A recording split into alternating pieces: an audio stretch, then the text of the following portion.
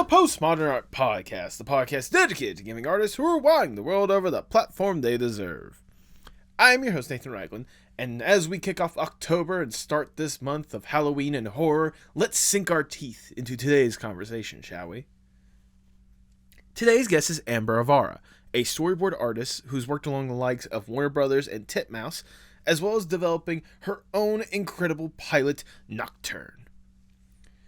This was a conversation that I have been dying to get a chance to do. Amber was someone that came under my radar for something completely different, but seeing the stuff that she's had a hand in and the stuff that she's developing on her own, I knew I needed her on this podcast as soon as possible. And I was so glad we got the opportunity to do this. If you enjoyed the conversation today with Amber, make sure you support her with all the links down in the description below, especially when it comes to stuff involving Nocturne. Trust me, whenever we discuss this stuff, you guys are going to love it. If you enjoyed the podcast, make sure you like, share, subscribe, or follow whatever audio streaming platform you prefer. Leave 5 stars wherever you can. I see that stuff and I absolutely love it. If you want to go a little bit further with that support, maybe you can dress up this Halloween as a fan of the Postmodern Art Podcast by going to the merch shop at pmap.creator-spring.com. There you can find some outstanding designs done by some wonderful artists to provide some incredible streetwear for you to rep wherever you go.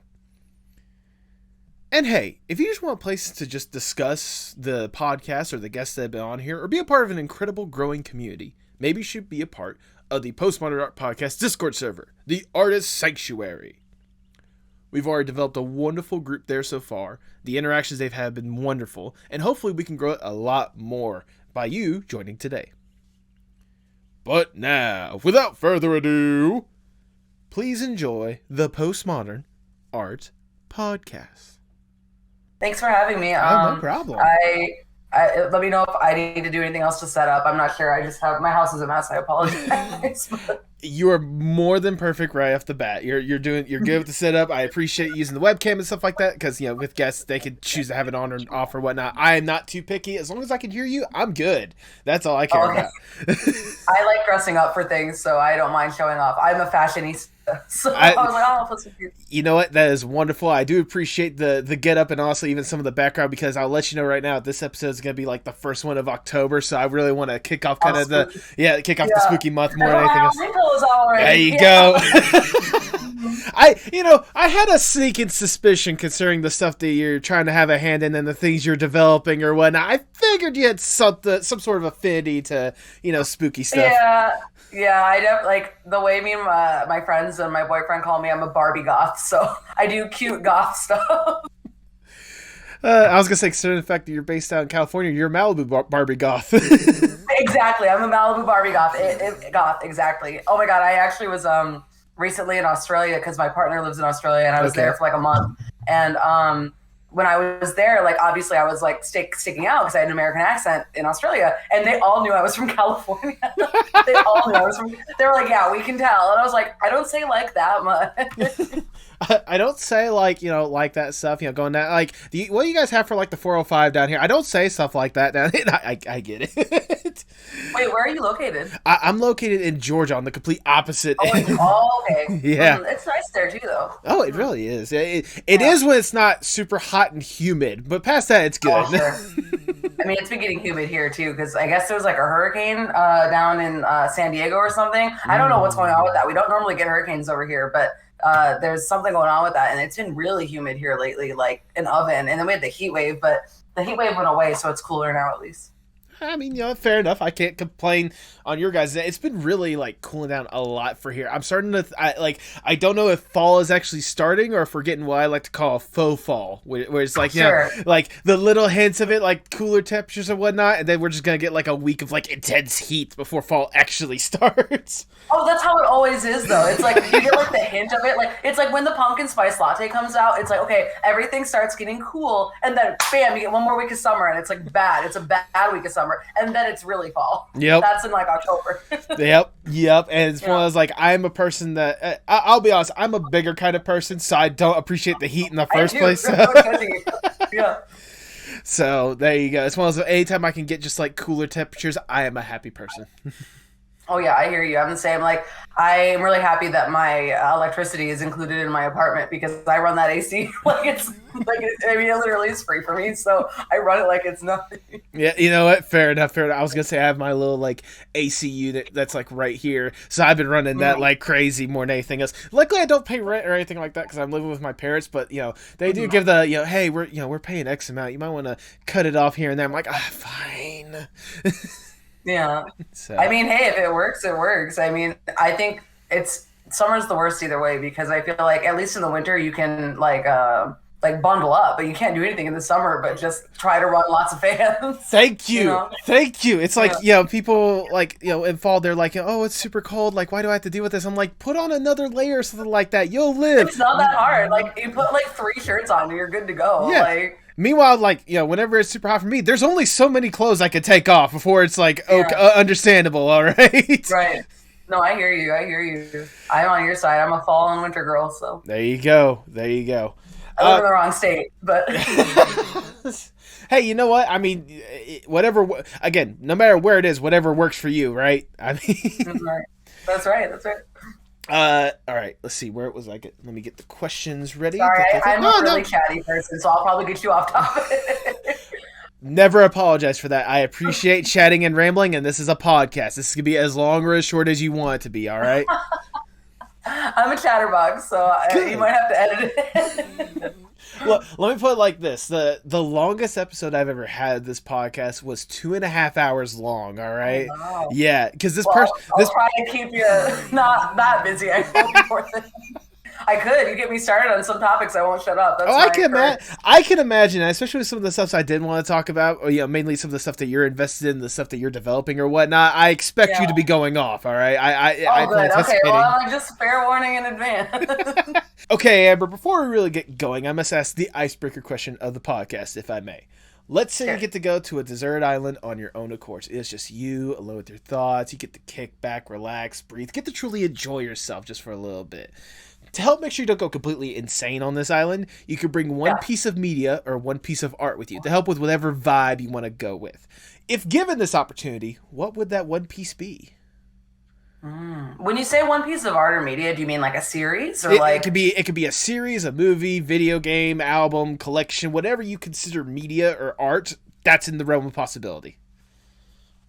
I'm thinking because, like, on one hand, like, I feel like this is a question that you're trying to ask me to like get into my brain on like my favorite things, and it's like realistically, I should probably bring something with a lot of replay value, right? Like a game, like a puzzle game or something, like to keep me sane. But that's not a very fun answer, right? I'm like, oh yeah, I'll just bring like Sudoku, like Sudoku games, because then I won't get bored. But I don't really want to say that. That's boring, right? I mean, if it was like a piece of media, I would probably my favorite series of all time. I tweeted about all the time is like Higurashi and Umineko. They're like old visual novels that they turned into animes. I've been obsessed with them since I was like 10. Honestly, like they've made such an impact on me as an artist, and like they're very long too. Is the good thing. They're like hundreds and hundreds of hours of content, and they've got like one of the best game soundtracks I've ever heard. So like if I was on this island and I had access to a laptop that could play Umineko music, I mean, that would be okay because the music slaps. I mean, again, like I say deserted, but again, we're going to make sure to accommodate you more than anything else so you can enjoy it to the highest quality. So we'll give you like the big screen TV, surround sound system. Like, okay. In that case, I do pick Umineko because I love that story very much. And I don't know, it means a lot to me. And I've like already replayed it like 10 times in my life, and I've never gotten bored of it. Like I just love it. It's really so important to me. And like again, like I would just like if that's all I had, I would just leave the game on in the background to listen to the music. Oh, there you go. Especially like I don't think like especially in the internet community is definitely a lot more beloved, but just like in general, like game soundtracks, just in general, like they could really like make or break a person. Like they are some of the most like unique and entertaining things out there that like does not get a lot of love. Which is kind of the purpose, like kind of engaging the audience or whatnot. So yeah, I could totally get that.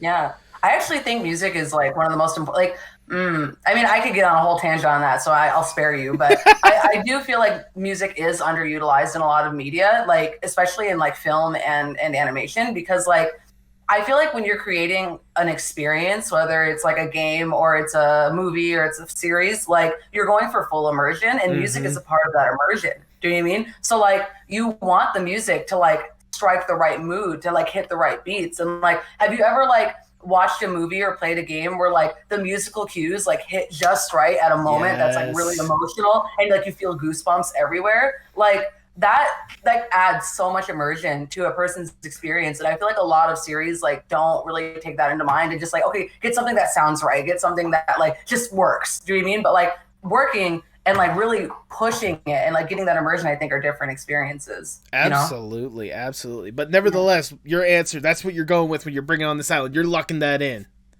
Yeah. Absolutely. Yeah, I would, my second choice would be Stardew Valley, but that's just because I also put like 500 hours into that game. What are the others? Stardew Valley or Umineko? Umineko is my artsy answer. Stardew is my realistic answer. I mean, to be fair, with either or, you could probably test this. Plenty of replay value, so you can get like something to do on this island anyway. So there you go. Yeah. Exactly. But nevertheless, if that's the case, I cannot think of a better way to start the Postmodern Art Podcast. Welcome, everyone. I am your host, Nathan Ragland. Feel free to like, share, subscribe, or follow whatever audio streaming platform you prefer. You can support the podcast on Patreon. Go to patreon.com/PMAP. And follow us on Twitter and Instagram at PostmodArtPod for future updates and guest announcements, including today's guest.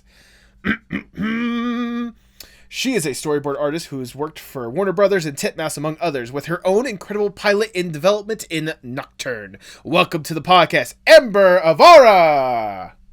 Thank you for having me. I love the energy already. It's very excited. Now I'm excited. Well, trust me, the energy that you're giving to me, I'm just trying to reciprocate that back to you because you're bringing a lot. We're just going to keep going higher and higher until we're like screaming manic at each other like, yes! That's where we're going to end up. Yes! Do incredible stuff! Yeah, it'd be like, what was it, the Tom Cruise jumping on the couch of the Oprah show or whatnot? Yeah, exactly. I mean, let's go there if that's where it goes. Shoot.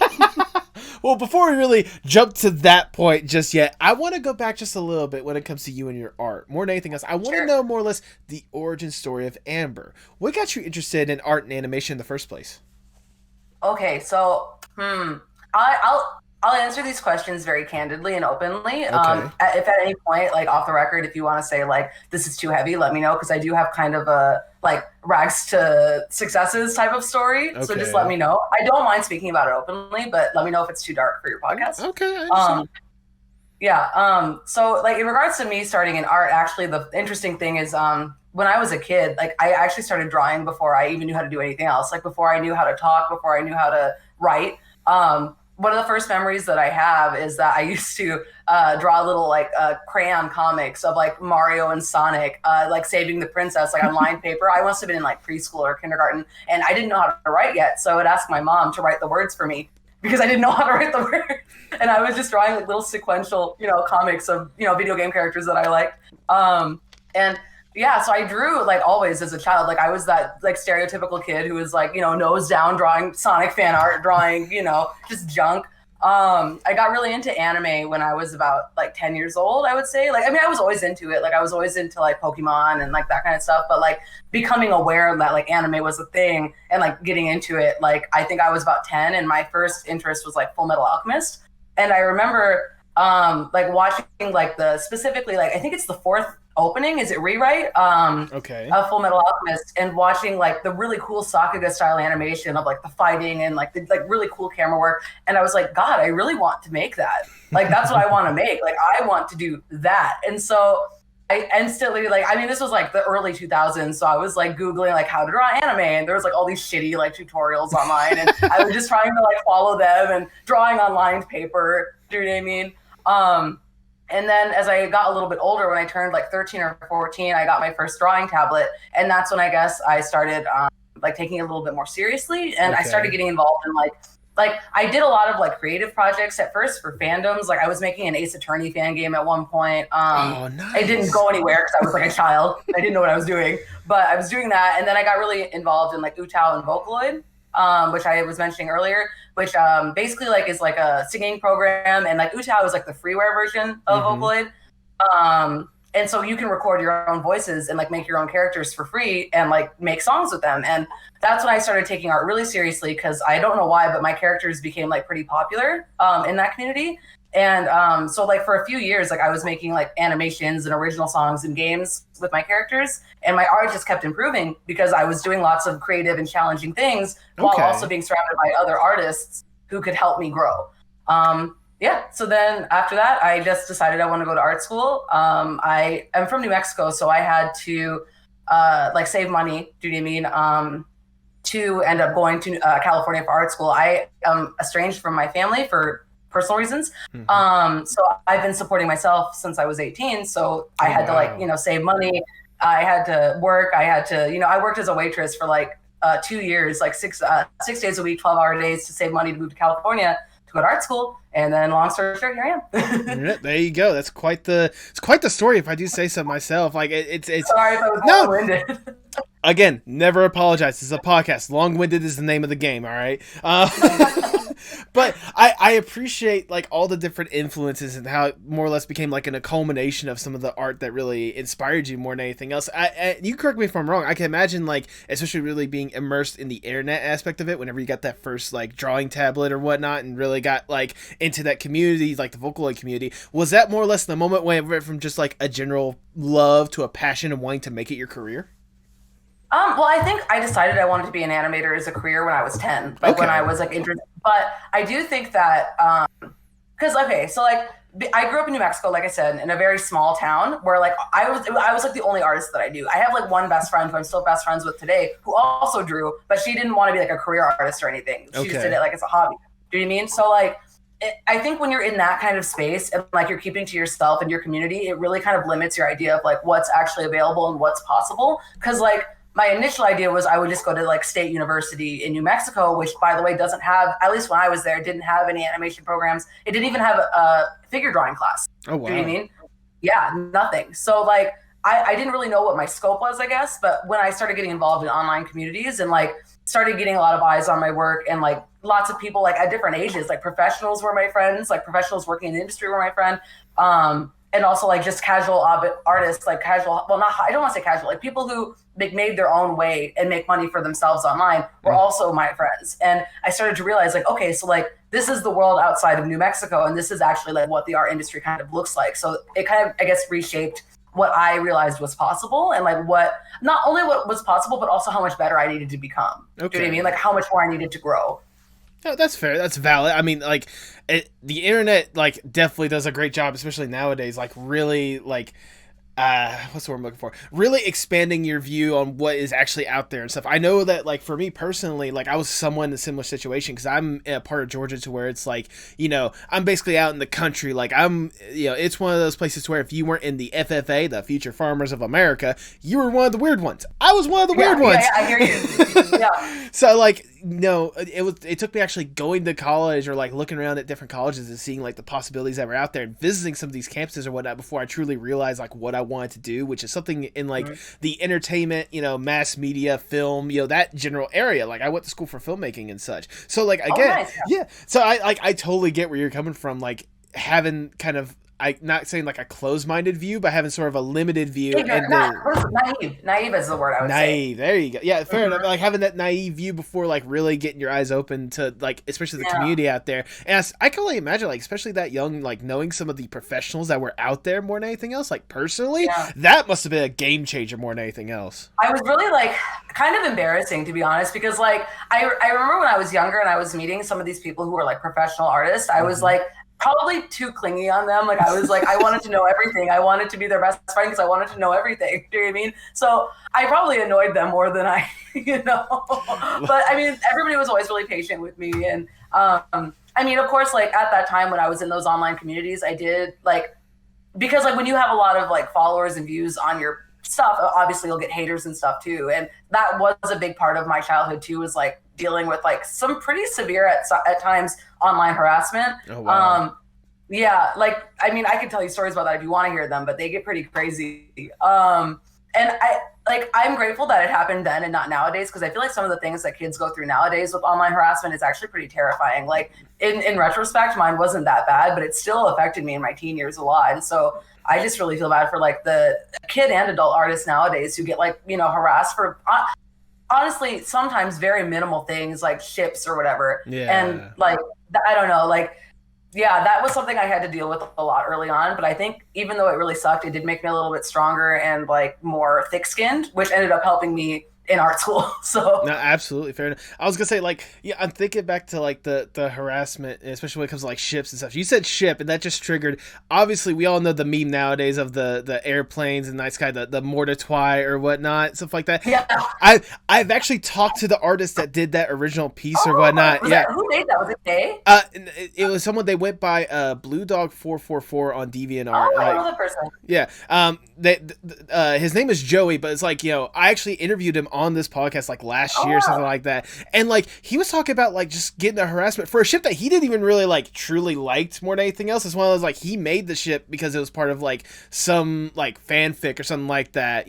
Like it was something fun. But like people saw that and like bullied him to the point to where I think like his mom was like threatening to sue knowyourmeme.com over harassment stuff. Like yeah, and, that's nuts. And this was like 10 years ago too, like 10 or 9 or 10 years ago at this point. And that's just back then. Think about the accessibility that kids and like people have nowadays or whatnot. Like you can attest to this as someone that had to deal with some of that stuff. It's scary out there. It's not easy dealing with any of that.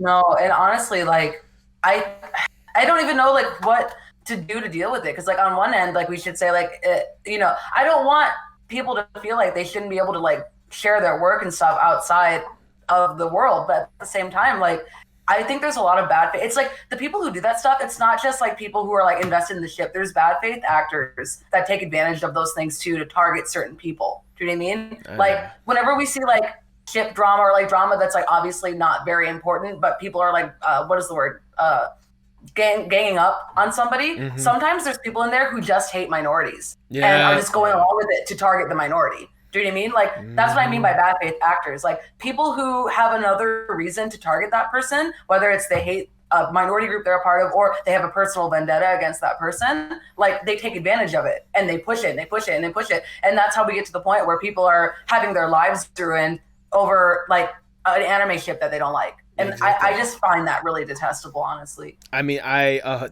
this might be controversial, but I absolutely 100% agree with you. That kind of harassment should not be out there. People should be able to do what they love, post that stuff out there, and have some, at least like a little bit of pride in the work that they do, not be bullied to the point to where they should feel ashamed of the fact that they made, in their eyes, incredible art. Yeah.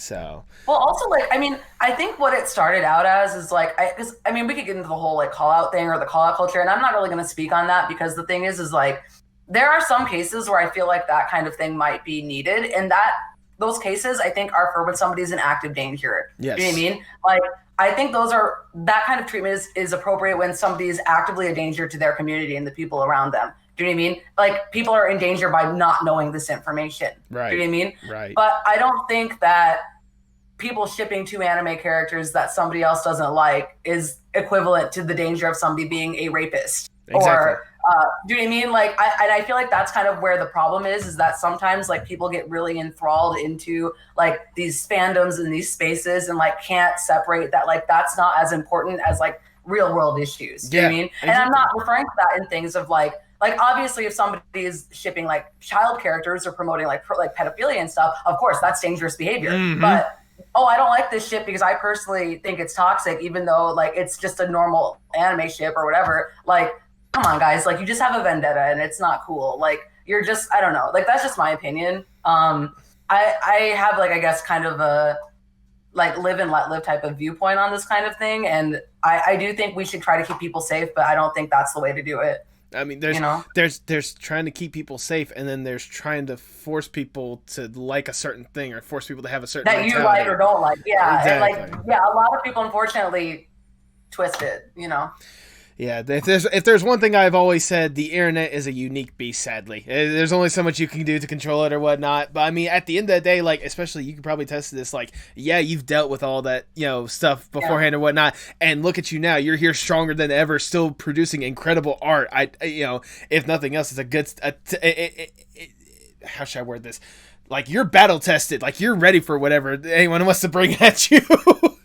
I just try to be like a kind person, and like the reality is that sometimes like people are going to misunderstand you online, and if they do, that's like you just have to be true to yourself and be kind. Do you know what I mean? Like that's how I feel. Like there have been times like I've been talking a lot on Twitter lately about like indie animation, like, and the problems with indie animation and why we're having trouble like having a community become a thing. And sometimes people will either misinterpret my tweets either because I spoke wrong or because they just didn't understand what I was saying. Right. And they get quite like venomous about it. Like I've had people block me like during discussions, and I'm like, that's fine, because I'm not trying to be like hurtful or mean or anything. I'm just trying to like, this is a conversation that we're having, and if you don't like the route of the conversation, you're welcome to exit it. But I'm not trying to be cruel or anything. You know what I mean? I never am. No, exactly. You know? It's at the end of the day, like, again, this is the internet. You're free to express your opinion more than anything else, and like, especially if it's one that is like, for your case, trying to help bring a community somewhat together, at least like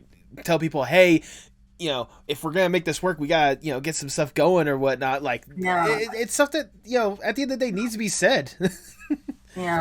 Especially, well, I think a lot of the tension in those conversations comes from the fact that like I probably have a more nihilist, or like, maybe I don't think nihilist. I have a more like I want to say realistic, but it's a slightly darker realistic take on indie animation than I think a lot of people do. I do think a lot of people in the indie animation sphere and people who are fans of indie animation have kind of like rose tinted glasses. Yeah. Like, if we just work hard and band together, we can make it happen. But like, I now have like almost 3 years of professional experience, and like I've developed my own pilot and I've made a film, and like I kind of know how this works now. And like I still think we can do it maybe, but there's a lot of issues that need to be addressed. And I feel like it's never going to be at the scale that like indie games are. It's never going to be at the scale. Like it's never, and it's just because of the nature of the beast of animation. And because I say it that way, it does tend to upset people. People think that I'm just being negative, or like they say like, oh, well, just because you're a professional doesn't mean you know everything. I'm like, of course I don't know everything. And you know what? I hope somebody proves me wrong, but I am just speaking what, like, if you prove me wrong and make some kind of viable way for indie animation to like be achievable for lots of people, great. I'll be wrong. I don't want to be right. I want to be wrong. Yes. But I'm just saying from what I like know and what I've experienced, like not only making them, but I've also worked on lots of indie projects. I've worked on lots of indie projects. I've worked in professional, not indie projects. Like I know how this works now. And I'm just saying, like, there's some pretty severe issues with animation being created and the budgets that it requires that halt indie a lot. And I don't know if they'll ever be fixable. Yeah. And I mean, even then, like, just because you're realistic doesn't mean you're not hopeful. It's not that you don't want to see this stuff succeed. It's not that you don't want this thing to like crash and burn at some point or whatnot. You want to be right there, like rooting along everyone and like helping everything build up. But also, like, it's not always going to be sunshine and rainbows. Like, is an industry, and there are cogs and gears in this industry to where it works a certain way to where like some of the stuff will work, and we will definitely root and be alongside for that stuff. But also, like, you know, hey, you know, it's not going to always be easy to get something successful. Exactly. And yeah, I mean, I understand that like a lot of people who are like either interested in indie, like because they're making one, or like they're fans of it, like they don't, like, it's hard to accept that. Do you know what I mean? Because like when you accept that, it makes you realize like this passion that you have for this craft and like this story that you want to tell, or the stories that you want to see be told, like is almost misplaced, is almost how it feels. Do you know what I mean? Like, because you're like, I'm hoping for this thing and wanting this thing to be created that is very, very unlikely going to happen unless like some major changes happen. Do you know what I mean? I've gone through that emotion myself. Do you know what I mean? I have to kind of battle those feelings a lot every time I'm working on Nocturne, because like it's a story that's really important to me and I've put a lot of work into it. But like every time I open up my files and I start working again, I realize like I've already been working on this for many years. Like I think the pilot I've been working on for 3 years now, and I still have a lot of work to do, and I'm working full time, and I have other priorities and things, and like I'll finish it when I can. Do you know what I mean? But like it just makes you realize like we can't compete with the big studios. So like in terms of like how we can release things quality and on time, like we can't compete with them. And I feel like the people don't want to accept that. Do you know what I mean? Because it makes it feel hopeless. But as soon as we start accepting that as a community, that indie animation right now cannot thrive because of the lack of support that we have for it, maybe we can start addressing the lack of support. Do you know what I mean? No, absolutely. That's what I think. I mean, those are very valid thoughts at the end of the day more than anything else. I mean, again, as someone that brings on a bunch of indie animators or whatnot and wants to give them and champion them as much as possible, also, like, I also realize that it's not easy to be successful with indie animation. I mean, again, you can probably test this with me. I'm going to be rooting every single indie animator to try to get that dream out there as best as they possibly can. But also, but also, like, you know, hey, it's not. Sometimes it's just not going to work. That's just the nature of the beast more than anything else. Sadly. Honestly, I would say a lot of the time it doesn't work. And I mean, I can tell you the reasons why. It's not even inherently like, it's nothing wrong with well, sometimes there's things wrongs with the project, but it's not about the quality of them. But like, well, I mean, is this a topic you want me to go into? Because this could be one of those tangents. I don't know if you want to ask me other things first. You already got started. I'm not going to stop you. I want to know. This could get into a whole topic. So like, the thing is, like, indie animation. Okay, so like, I want to first off say this. Like, this is why I can speak on this. I feel like I've worked on 4 indie pilots that aren't my own. Okay. And with various types of people and what was the word I'm trying to think of? Budget and like various things like that. I have my own that I've been working on. And I am involved with a lot of people who are in the indie community. Like, I am in a lot of like group chats with them, and I've had like voice calls, and we've had lots of discussions about things, et cetera, et cetera. And there are a few things that I've noticed that are like a consistent issue with indie productions that I think is something that's kind of sabotaging a lot of projects. Okay. I'm included, by the way. I'm included in that because I mean, I'm already I already have the full Nocturne episode boarded. You know what I mean? Wow. So I'm already there. It's already done. I just have to like clean it and color it and like get the other stuff going. But like, I already have the content, so I can't go back and restructure. But if I could, I would. But that being said, I think the major problems with indie animation, like as it is now, is that people are trying too hard to make indie series resemble like the series we see on TV. We can't. There's no way that we can do it. Do you understand how much money it costs to create one episode of a show? Do you understand? A lot. Like, a lot. It's like I think some anime, like in anime, you have to understand they underpay their workers severely. I think some anime episodes go as low as 100,000 per episode, and then some like American cartoons are like $1 million or multi-million per episode. Right? There's whole crews. There's like 50 people working on one episode of a show. Exactly. Right? And when we try to make, like, as indie creators, try to make like pilots and movies and like full length that like compete in length and quality with feature stuff, we're already shooting ourselves in the foot because we don't have the budget. Nobody has the time because everybody's got to support themselves. Do you know what I mean? We don't have the crew. Do you know what I mean? So already that alone, and like, again, like I'm guilty of that too. Nocturne is a standard pilot. It's about 23 minutes in length. I've already shot myself in the foot there. But I think I've never seen any indie anime project that I'm aware of try to experiment with shorter episode lengths or different ways of distributing. They always try to go for the standard TV length or like a movie length. And I'm like, you're shooting yourself in the foot. It's not going to work. You're not going to get it done. Like, and if you do get it done, it's going to take years. Yep. Like years and years and years. So that's the first thing I think that is wrong with a lot of indie animation. And I think that the solution to that would be like, start reformatting your content. Yep. Don't try to mimic TV. Try to make shorter things that you can upload more frequently to build an audience. Do you know what I mean? Because that way you grow and you can sell merch, and that's how you make money and cash flow to keep making content. Yeah. Do you know what I mean? So that's the first problem. The second problem is a lot of people who do indie animation, they turn to Kickstarter or Indiegogo to like raise funds to create their pilot. And again, I will be doing that in the future as well. But a lot of the problems I see with those Kickstarters is that a lot of the time they come with almost nothing prepared, almost nothing. Like I've seen, and I am not calling shade or anything because I understand like it takes money to pay people. It takes time to create the content you need to have like proof of concept to show in your Kickstarter. Right. But like I've seen like 5 or 6 Kickstarters for indie animation that have like nothing. They have no animation tests. They have no public storyboards. They have like only character designs and like a couple of background concepts. And like even the story isn't super fleshed out in the Kickstarter. And I think that's because a lot of indie animation people are like kind of guarded on their project. They're like, oh, well, I don't want to put it out yet because I don't want anybody to steal my idea while I'm making it. Nobody's going to steal your idea. And if they do, like, it's pretty easiest to like if a studio were to suddenly make a show that looked exactly like mine, everybody would know. Do you know what I mean? And we could go to court. Yeah. Do you know what I mean? Like, so, I mean, I don't think that's something to worry about. But what ends up happening is that you'll have these Kickstarter pages that have like 1 or 2 character drawings, a very, very vague like idea, like, oh, this is a sci-fi thing with like a, you know, XYZ lead, and it's going to be cool. Please fund it. And then they don't get funding because that's not enough to get people interested. You know what I mean? Right. Like, I think people need to understand that we're selling a product. Like when we're making indie stuff like this, we are playing capitalism. Do you know what I mean? We're trying to get people to invest in a product. And if you don't have a product to show, why are they going to invest in it? The biggest indie animation problem is that we're stuck in this cycle where it's like we need money to make our content, but we can't make content, or we can't make money because we don't have content, right? So it's like this cycle of like, oh, well, if I had more money, I can make content, but people aren't going to give me money unless I have content to give them, you know? So that's the other big problem. So those are the two things that I think are the biggest problem with indie animation. Because actually, if you go on TikTok, which I started using recently, I didn't used to use it, but now I've been using it like casually and for not art stuff.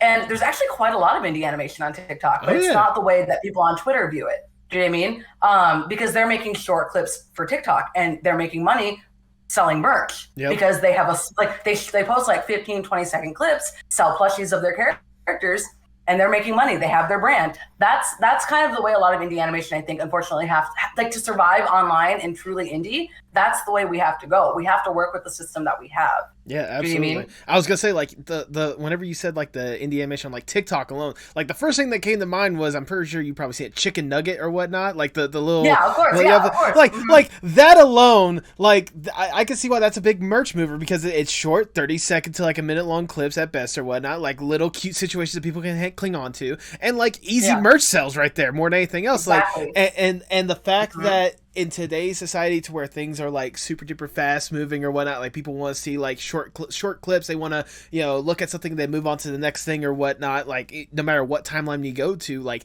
if you, especially with a lot of indie animation trying to stick with the traditional TV format, which, to be fair, traditional TV hasn't exactly been up to snuff. I mean, especially ever since everything's gone digital with streaming and all the different aspects of whatnot. Like the fact that we have the old mentality when we needed to have the new mentality creates a whole entire clash of cultures or more whatnot and everything. And fun. No, I think you get it. Like, and where it gets tricky though is that a lot of people in the indie animation community that I know want to make things that maybe wouldn't work as well in those formats. Like, for example, I'm working on an action drama pilot, and it's not as easy to chop that up into small segments. Right. Do you know what I mean? So there is some things to like consider with that, but I think that would be the biggest thing that I think the indie animation community needs to start considering is like, we cannot compete with the budgets and the crew sizes that, you know, studio animation has. How can we make content on our own terms and make enough money on it to continue to create that content without having to rely on outside sources of income? Right. You know what I mean? Right. And like that comes in lots of ways. That comes again in like actually posting your content. Do you know what I mean? Like not just holding on to it and hoarding it. And again, I'm guilty of that too, because I've got like so much content for Nocturne that I've just never posted. But like so I'm calling myself out too. I'm not judging. Yeah. But we hold on to it. We don't post anything. We create very overcomplicated series. Do you mean? We like a lot of people I know want to do like full animation. They want to do like fully painted backgrounds. We can't. So find a way to do that gets close to what you want, but it's like simplifies things for you. Like something that I actually just recently started switching to on Nocturne is that we're going to use Blender for all the backgrounds now. Like we're not painting any of the backgrounds. We're going to, I actually did some tests recently where like I took the 3D set that I've been using for storyboards and I just put like some toon shaders in Blender and like lit it, and it looks pretty decent. There you go. I mean? Like, and that'll save a lot of time because now that I have it lit, I can just grab all the backgrounds and it's done. I don't have to paint anything. I don't have to pay anyone to paint anything. Do you know what I mean? Like, those are the things that we need to think about as indie creators. Like, how can we make it look good, but do it in a reasonable amount of time with a small crew or by ourselves? And then also be able to post it frequently enough to be able to create an audience that will buy our merch, because ad revenue is not going to make money. Ad revenue sucks. I'm sure you know as a YouTuber, like it sucks. I was gonna say, as someone that just recently got to the money threshold or whatnot, and then keep releasing videos that makes not a whole lot in returns or whatnot. Yeah, ad revenue sucks. Yeah, no, it does, and it's like there's no other like, and this is true for like studio animation too. Like I would argue that for all animation, it's not the show itself that makes the money, it's the fandom. Yeah. And what I mean by that is like it's the merch sales, it's the events sales, like everything outside of the show itself is what makes money. The show itself is often a money sink. Do you know what I mean? And that's going to be true in indie as well. So you need to, like, how are you going to get people invested, like, in your merch, in your outside, you know, how are you even going to convince them to contribute to your Patreon if they don't know what you're making? Yep. Do you know what I mean? If they're not invested in what you're making, why are they going to care to give you money? Do you know what I mean? I mean, that's something that's the indie animation problem. No, I was gonna say, like, to be fair, like, also for me as well, like, doing this podcasting, whatnot, that's something that resonates with me as well, because I have the Patreon. I've just been very bad at keeping up with the Patreon and, like, providing stuff for my guests for people to invest in the Patreon more than anything else. Like, and I imagine, like, especially with indie animation, especially with how long and tiring of a process it can be at times, it's harder, but at the same time, like, especially if indie animators want to thrive in it, it's something that needs to be done. Yeah. So it's really, really, really tricky. And, like, I don't know, like, I am going to be putting my mouth where my words are, so to speak. What is those saying? I don't know. I'm going to be doing what I'm saying. That's what I preach. I said money where your mouth is. Like, I've been, when I was in Australia this last August, I did a lot of work on Nocturne because I had, like, a little vacation period. Mm-hmm. And so I kind of came up with a new strategy that I'm going to implement where I think I'm actually doing a lot behind the scenes right now with Nocturne. I've been working a lot on not only, like, art stuff, like getting ready, because I am planning on hoping to launch a Kickstarter, like, March is kind of the goal right now. Okay. But because of that, I'm doing a lot of behind the scenes work, preparing not just me artistically, but, like, I'm working with musicians now, some pretty cool, like, retro wave musicians, including I'm talking to a kind of bigger one, so that's kind of exciting. Okay. We'll see what happens, but so I'm working with musicians. One just launched yesterday and is starting to make some tracks for Nocturne, and then I'm also going to be working with voice actors in, like, November, December, because what I'm hoping to do is kind of like I'm gonna launch the Kickstarter, but I'm gonna do, like, a little, like, maybe, like, 30-day, like, hype up, I guess. Like, I'm gonna just be posting everything that I have and, like, all of the work that I've been hiding and not showing, and, like, just lay it out. Like, look, I have the episode, you know, boarded. I just need help getting people to help me color it, and then we'll get it done. I need help paying for the musicians. I'm paying right now for things out of my pocket, but it gets expensive, and I do want to pay people fairly. Do you know what I mean? Like, that's the thing that's really important to me too, is that another thing that happens a lot in indie animation is that because it's indie, people sometimes get taken advantage of. Yeah. And to the best of my ability, I want to try to pay people a fair wage. Do you know what I mean? So yeah, like, that's kind of what I'm working on right now, is, like, just saving up a bunch of content and then putting it all out at once, and hopefully we'll get a good Kickstarter result from that. There you go. But before we really divulge too much of what you are currently working on, because I definitely want to divulge a lot into Nocturne a little bit. Oh, sure. I do want to go back again just a little bit, because obviously, like, you know, you've said before, like, you've worked in the industry, you worked independently on stuff or whatnot. Like, it's not like you're going into Nocturne blindly. You have a good bit of experience, and I want to talk about at least one of the biggest things that you've had experience with, and it was your own personal independent film that you did in college called Heart of Gold. Yes. This was a interesting short film that I actually sat down and watched. I absolutely loved it. For those who might be curious, what in the world I am possibly talking about, how would you describe Heart of Gold? Gosh, I wish I could remember the log line. I used to have it memorized because I had to pitch it at school. It's been a couple years now. So basically, it's about a young woman who is rejected by her community and her church because she doesn't have enough gold to offer them. And so she goes to an exiled necromancer to ask for help in creating gold, but then they fall in love and things go awry. Absolutely. I mean, it's definitely unique, especially some of the ways that, like, you know, the goals are, like, met, and, you know, how plots twist and all stuff like that. It's really a unique story. What was the inspiration for it in the first place? So it's kind of got, like, a lot of various, like, sources of inspiration. So something about me is that I have a really, like, intimate connection with music. Like, okay. I think most stories that I make are inspired by music. I don't know why. I just really get inspired by music. So actually, I would say the source inspiration of my film is an old Vocaloid song called "The Beast" by Hatsune Miku. It's by Spectacle P. It's got a kind of similar story of, like, in that story, it's about, like, a monster and a human falling in love, but she rejects him. But just kind of the idea of like not telling somebody that you love them and, like, making the wrong choice and then you lose them. Do you know what I mean? Like, that's kind of what the basis of that song is, and that's kind of what I was looking to replicate in this story. Do you know what I mean? Mm-hmm. Like, that idea of, like, I made the wrong choice and now it's too late to go back. Right, you know. right. And especially one that involves like community and all sorts of different aspects or whatnot. Like it more or less like, you know, going with like morals versus what your heart is telling you more than anything else. Yeah. Ironics are called Heart of Gold, but nevertheless, Yeah, like yeah, I'm glad you got it. The fact that like it's such a complex story more than anything else. Like I just absolutely love the storytelling you were able to implement, the different aspects of it, the character growth in such a short amount of time too. Except for it's only like a 6-minute film or whatnot. Like you did a really good job with your storytelling with that one.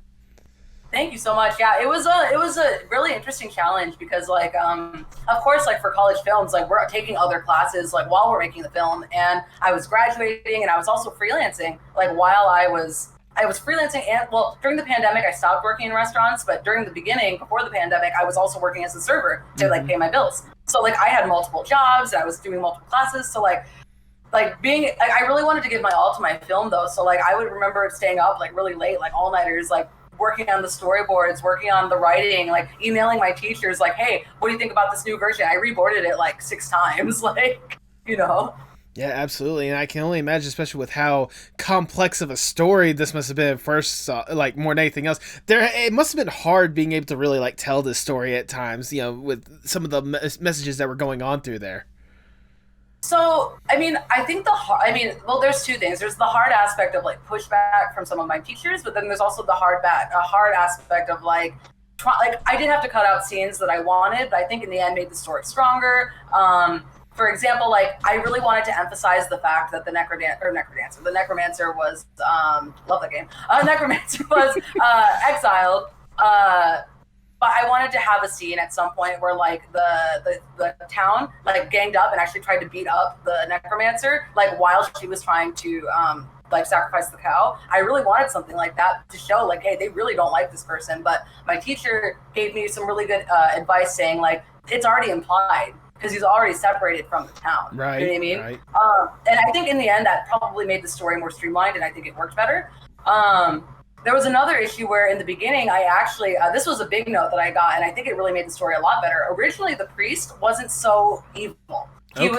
Originally how it was that Sierra, the main character's name is Sierra. She originally was going to the necromancer, she was originally going there to ask him for gold because the church was falling apart, because it was a poor church. Do you know what I mean? And then the irony there was going to be, oh, well, they reject him even though they're helping, like he's helping them, do you know what I mean, with their broken down church. But my teacher said, is that really the message you want though? Like think about like the message you want to tell. And I was like, yeah, it makes them more like ignorant and sympathetic, and not necessarily like it takes away agency from Sierra. Like I feel like in this new version of the story, she has to make a choice between two very opposing views, whereas beforehand, like it was not really a situation where she had to make a choice, but more like it was like she was trying to do the right thing. Do you know what I mean? To help the poor church. I don't know if I'm making any sense, but long story short, it did go through a lot of different iterations. A lot of my teachers didn't want me to include the romance aspect. They thought that it was too forced and too rushed. I wanted the romance, so I kept it. I mean, I think at least for me, like the romance, like it had another like good layer when it came to just like I said, like the character growth more than anything else between them, like for both Sierra and the necromancer. Like. Especially with how it ended, I won't spoil it because I want people to actually go there and watch it when they get the opportunity, because it's absolutely stunning what you were able to do with that. Like the imagery that you use throughout or whatnot, like some of the effects, like some of the compositing more than anything else, like absolutely stunning what you were able to do with that stuff. And like even then some of the, like the subtle messages, or like even the right there in your face messages, like it is absolutely amazing. And I know like I'm a major fan of it. I know there was a lot of other fans too, considering the fact that some of those were a little bit too fanatic and tried to take your film and try to showcase it on TikTok and stuff. Yeah, so that's been, like I said, it's been happening like I would say like more times than I even can say. Like I know about 7 times that I've seen, but I think there's even been more than that, because like I would say like once a month I get like a random surge of like comments and like subscribers. They're like, who's here from TikTok? Who's here from TikTok? And like I don't even know which TikTok it is this time. Do you know what I mean? Because it turns out there's actually quite a lot of TikTok accounts that repost animated films, not just mine, like other senior films, other short films. So, and I don't know. it's really frustrating on one hand because it's like, you know, me and my team, we spent years working on this, like 2 years of our school time working on it. And like, I don't remember exactly how many views we're at now, but like some of these TikToks had like 20 million views. Jesus Christ. I'm not exaggerating. What? I'm not even exaggerating. Yeah. And like, multiple, like the biggest one was 20 million. The second biggest one was 7 million. So like that's way more reach than my original film got. And on top of that, like they replaced the audio with like trending audio. And I'm sorry, not to be rude, but it's like shitty. Like we had a custom score made for my film. Do you know what I mean? Like I worked and we had like, I'm sure you heard it as you watched it. Like it hits emotional beats. We did a lot of work with like leitmotif and like trying to make like the instrumentation match what was going on and like make you cry when you're supposed to cry and make you laugh when you're supposed to laugh. So like the fact that like they just like take away this audio that we like meticulously crafted to put like shitty trending audio on, I don't know, it just really like destroys my film. Do you know what I mean? And like I don't know, it just kind of is like, I don't know, I guess it is what it is, right? But then at the same time, it's like, if people see my film here, they can find my next projects as well, but now they're not going to be able to do that because people are just stealing my film and reposting it. Yeah, you know what I mean? That just sucks more than anything else. Like again, you were talking about the amount of time and effort that went to that film for a great story more than anything else, and people are just, you know, TikTok, get me views, hell yeah! Like exactly.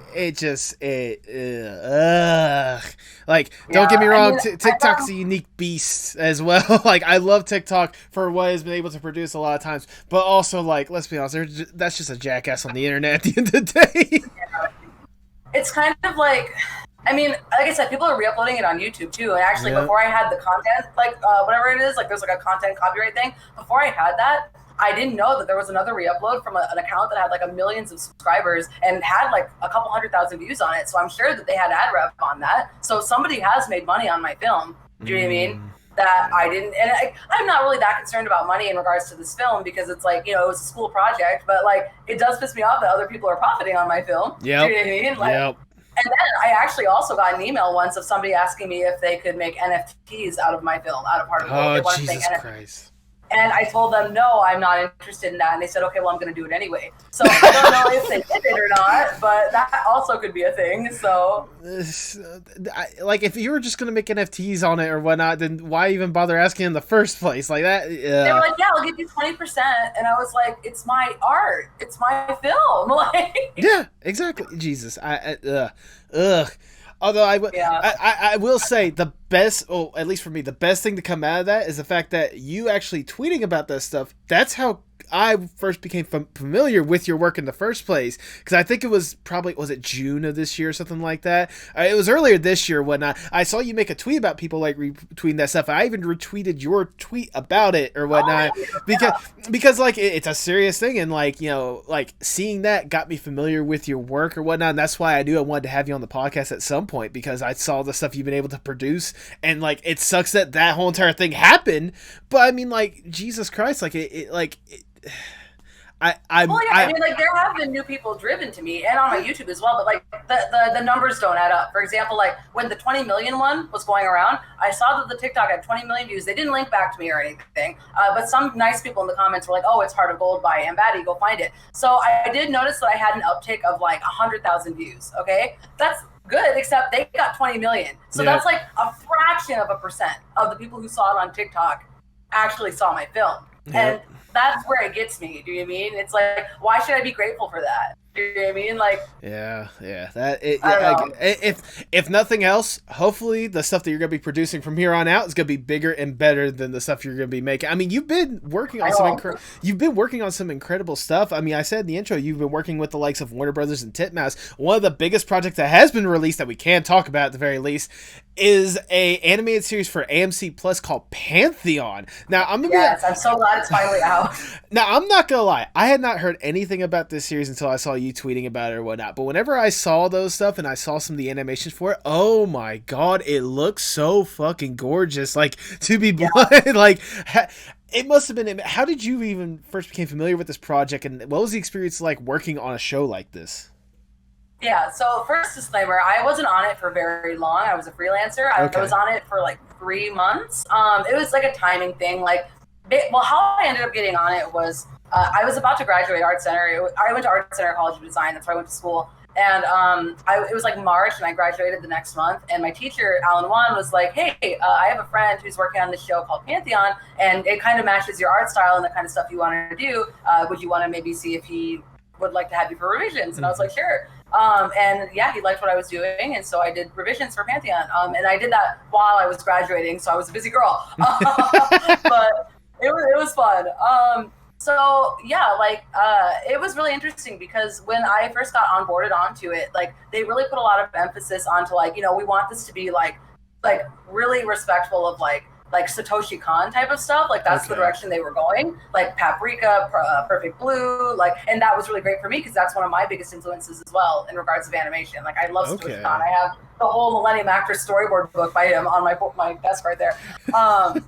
So I was, of course, excited, like that my first, like it wasn't full. My first union studio job was like a project that was so aligned with the kind of work I wanted to do. Right. And yeah, I mean, like I said, I was only on it for a short period, so I feel like I did learn like some basic level things about like revisions, but I feel like I came onto the production so late that a lot of the revisions that I did were like simple things. Like I wasn't really a part of any of the story solving or like any like I was doing a lot of minor things like, oh, clean this up, or like we need to change this background. But I did get sneak peeks of the episodes before they aired and stuff, so that's cool. You know, I mean, so I would like to hope you got sneak peeks on it because the fact that you worked on it. Yeah, my influence is not major on that, but I do know that show had a lot of freelancers like me. Like a lot of people in the industry like touched that project like in small amounts, like a few episodes here, a few episodes there. I'm pretty sure my first screen credit should be episode 6, but we'll find out. I don't remember. I'd have to double check my files.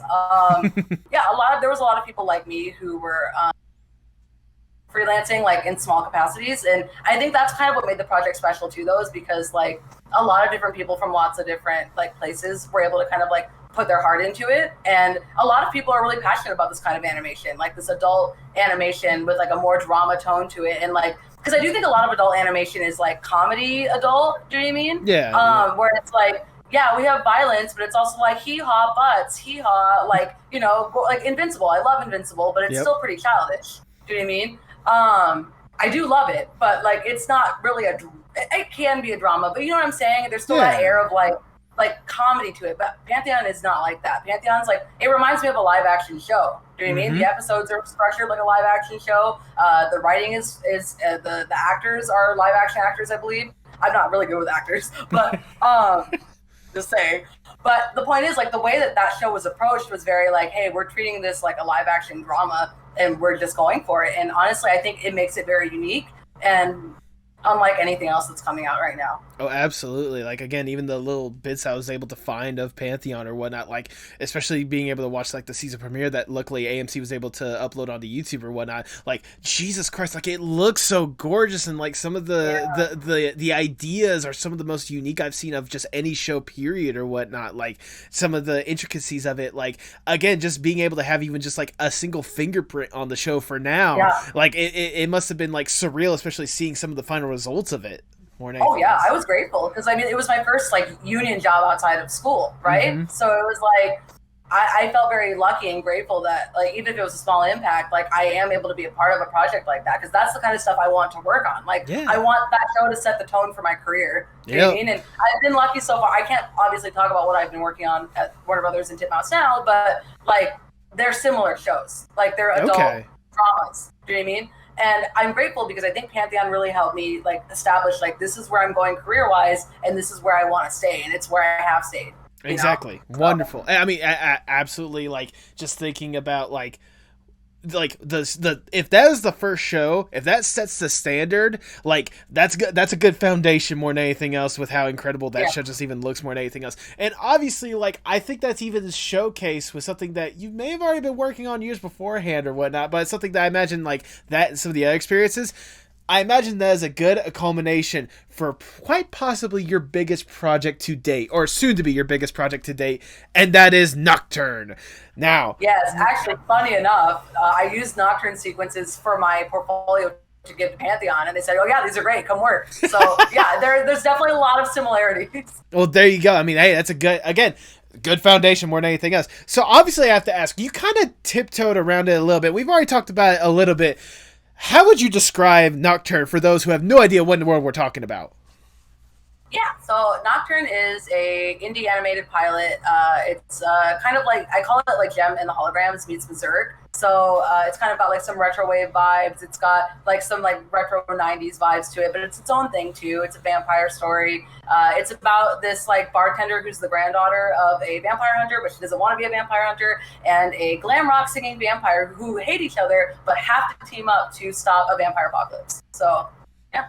Beautifully worded. And I was gonna say, like, just hearing that the comparison of like Jim and the holograms and whatnot, just looking at Vesper or Vespar himself, like, or whatnot. Yeah, Vesper, just seeing Vesper alone completely like nailed that vibe more than anything else. What inspired you to make this in the first place?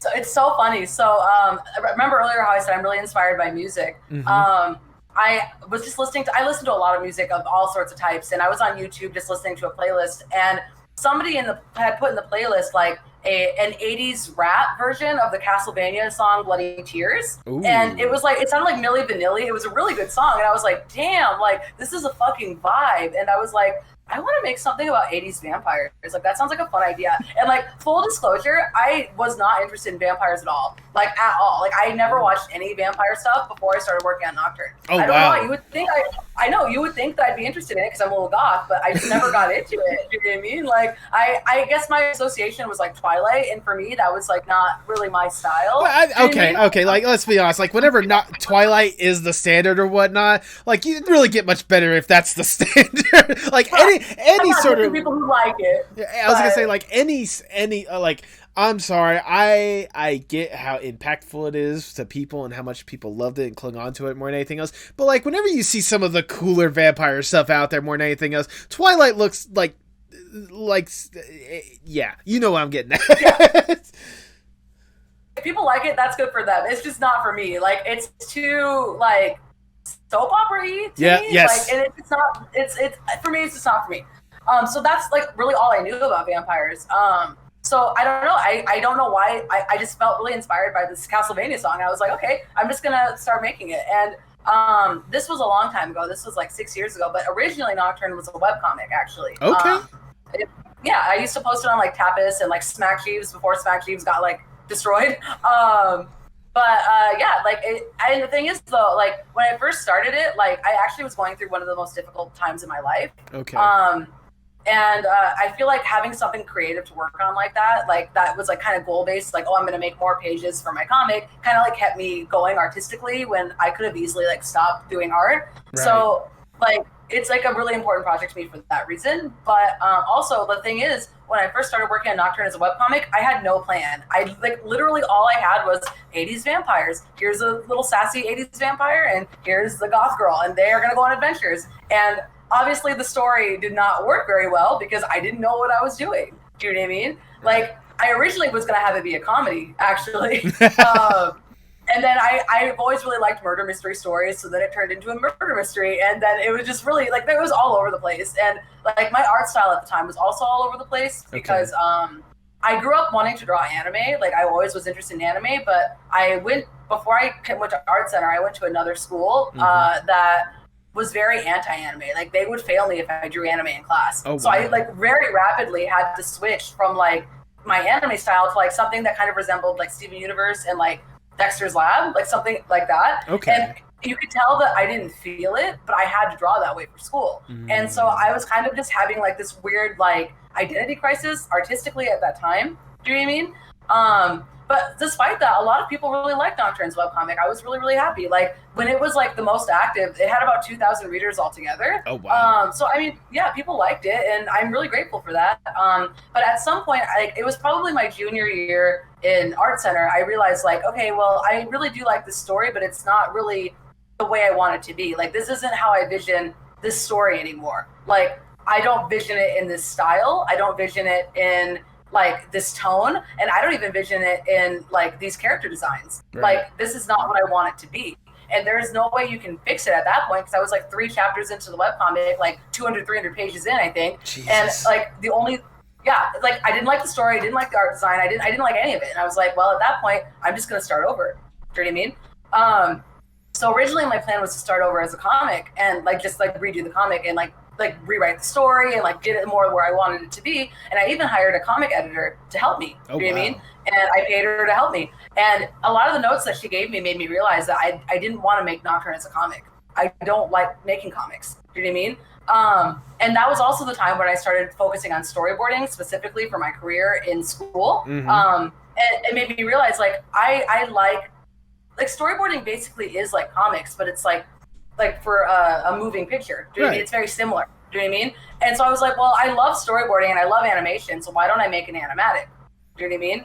Instead of a comic, because I don't really like making comics. And so that's when I dropped the whole comic thing and I just started making the animatic. So the animatic version of Nocturne, like the pilot as it is now, started being developed in my junior year of art school. So it's been like 3 years. Okay.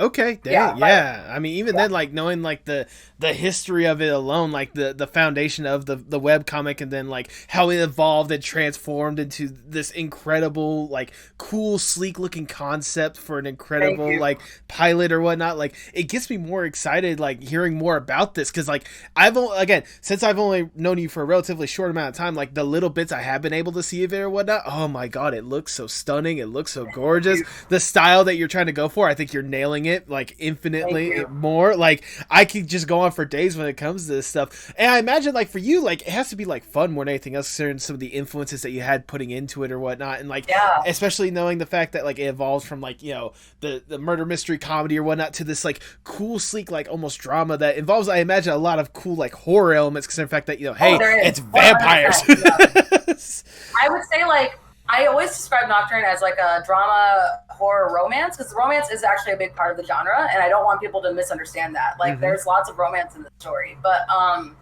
yeah, like horror is it's a major element, and I think that's probably what separates Nocturne from a lot of other vampire stories. Like, I know a lot of vampires do horror, but the type of horror that I'm going for specifically is like body horror.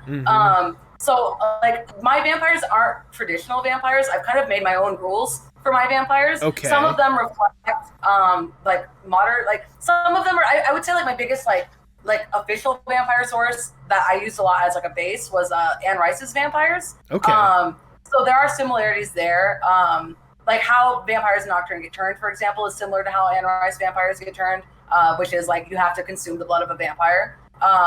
So that's something. But I really kind of wanted to do my own thing with it because I'm going a little bit more like, for example, like a lot of vampires are more like, these are demons, like there's like religious undertones. I'm going for more sci-fi. Like it's never really like outwardly like stated, but the way I approach Nocturne vampires, that it's like, it's a medical thing.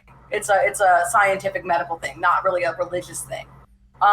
So with that being said, like I really put a lot of emphasis on like how their bodies like can deform because of their vampirism, and like a lot of the gore. There is a lot of gore in the show. Even the first episode, there's quite a lot of gore. And it's really revolving around like pushing the limits of what their bodies can do, and like what, like for example, when vampires are in hunting mode, they actually can break their jaws and like extend them like a snake. Do you know what I mean? Yeah. And that's kind of what I'm saying with the body horror.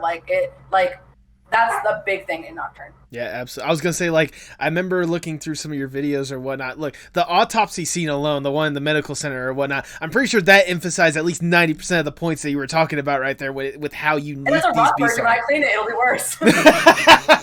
Yeah. Like, goodness, like, again, like, just knowing, like, what is lurking in the shadows when it comes to what this pilot could potentially be. Like, I can just only imagine, like, how much of a stunning, immersive, like, horrifying experience it could potentially be, knowing how unique these beasts are, and especially like the way that you have like the lead setup more than anything else. Like I love their like little dynamic just between the two of them, like the little tastes alone more than anything else. Like how important was it for you to have that like unique dynamic?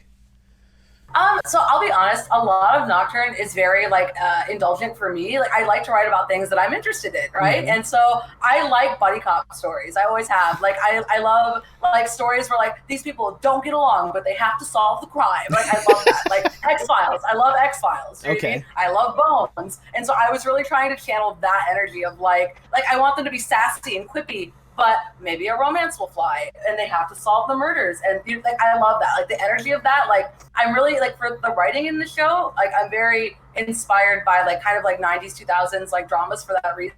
Like I'm very much going for like the Buffy, Bones, X-Files vibe in regards to like how the writing is handled. So yeah, I love drawing them too, and I'm really glad that everybody else understands the dynamic I'm going for. But yeah, like, I mean, I don't know. I just made characters that were interesting to me, and I'm glad other people think they're interesting. Do you know what I mean? I mean, I know I'm only probably a small minority, obviously one of several people that probably agree with this at this point, but like, especially seeing and hearing the fact that more is definitely along the way or whatnot. Again, I'm just excited to know what could potentially be next. So I have to ask, at this point, you said yourself, you've been working on this pilot for like ages at this point. What should we expect next when it comes to Nocturne? Sure. So right now the plan is, so I had to go on hiatus for Nocturne for a short while because when I was working at Warner Brothers, it was pretty rough, and I also was freelancing because I'm stupid, and I am a workaholic. So I really had very limited free time to work on Nocturne. So I wasn't really able to make a whole lot of progress in January to about like August, the beginning of August. But when I was on my vacation, a lot of new things happened for Nocturne. When I was in Australia, I actually gave a presentation at a museum in Australia where I presented the first half of the animatic publicly for the first time. And I showed all of the pitch material, a lot of which was never posted online. I got a lot of really positive feedback. There was probably like, I think 70 to 100 people in the room, and I was like surrounded by hordes of people for like hours. Like my boyfriend was just sitting there with a wine, like waiting for me, poor thing. But people were really like, they really, really are like excited about the story. They're really excited about like the future of the project. So that was a really good way for me to kind of like do a test market, like, because they don't know me, they're Australia, they probably have never heard of me before, do you know what I mean? And I got extremely positive reception, so that was really good. And I got some data through a survey as well that I plan to use for pitching purposes in the future. But after that, I started, I'm working with musicians now, as I said. I've been working with a couple of like retrowave producers who are making some original music for the pilot. I have been working privately on doing more cleanup and color of the animatic. As you've seen, I've posted some colored scenes. There's a lot more I haven't posted because I want to save them for when I'm doing my Kickstarter launch. Right. I'm going to be working with voice actors starting in November. I'm going to try to start doing my casting call in November and then get the lines recorded in December, and ultimately trying to launch a Kickstarter somewhere between January and March.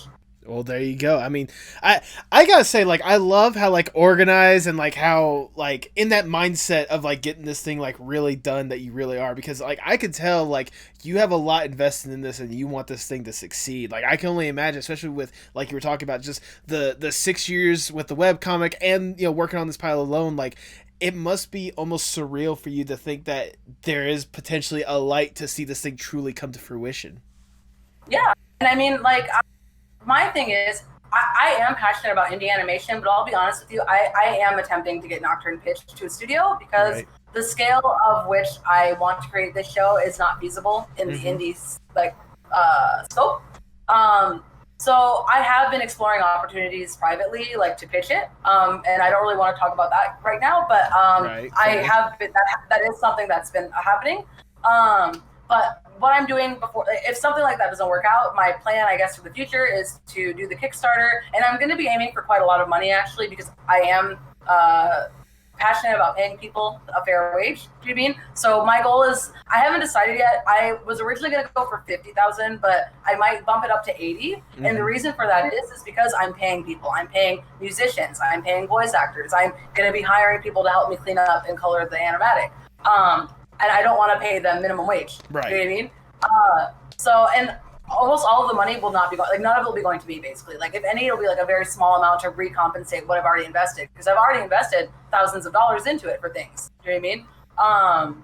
So I don't really care about the money at this point. I just want to kind of create my concept and show people who do have money to invest in making a series, like, hey, this story will mean something to people and people like it. Let's get it done. Because really, like, even though it's a really indulgent story, like it's a story about like trauma, and basically, like, I would say the core theme of the story is about like trauma and like overcoming like not only personal trauma but like community trauma, which is an important topic to me, and I think an important topic to lots of people in the modern era, considering everything we've been through as a generation.